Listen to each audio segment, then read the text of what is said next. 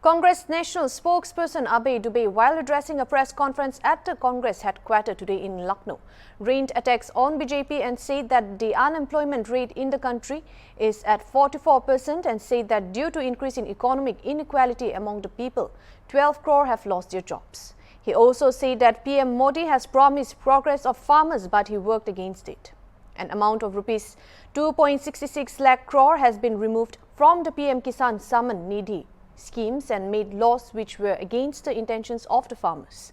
While speaking on the rampant corruption in the country, the national spokesperson said there were corruption cases against Assam Chief Minister Himanta Biswa Sarma, but he was awarded a clean sheet after Sarma joined BJP. Notices were also issued against Vijay Mallya and Nirav Bhai, but yet they fled with the suitcase. उस प्रधानमंत्री का जो 6,000 रुपए सालाना देते हैं, उसमें सबसे बड़ा नुकसान जो हुआ है वो उत्तर प्रदेश के किसानों का हुआ है। तिल तिल कर तड़प तड़प कर किसानों को एक साल तक जो 3 कानून लेकर आए थे, काले क्रूर कानून, तड़पाया गया और उनकी मंशा के खिलाफ वो कानून बनाए। दूसरा बड़ा विषय है इस हिंदुस्तान में, वो है महंगाई का। आज जनता त्राहिमाम कर रही है। मैं पूछना चाहता हूं प्रधानमंत्री जी, आपने लाल किले की प्राचीर से भाषण दिया था कि किसान भाइयों, ऑयल सीड्स को अच्छा पैदा करो ताकि हमको इडेबल ऑयल इंपोर्ट नहीं करना पड़े।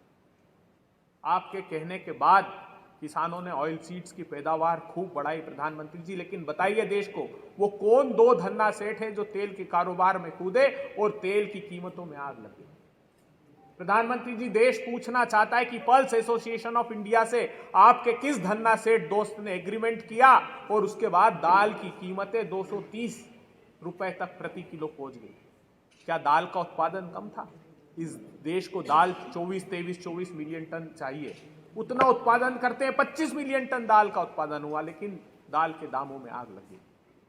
जहां मणिपुर में बेगुनाह हाथ धो रहे हो जान से, जहां धन्ना सेठों के सर पर सत्ता की सरपरस्ती का ताज हो, जहां युवाओं पर गिराई जा रही बेरोजगारी की गाज हो, जहां बेटियों की हर ओर लुट रही लाज हो, वहां न चुप रहेंगे हम, कहेंगे हाँ, कहेंगे हम, हमारा न्याय, हमें जनाब चाहिए, हमें जनाब।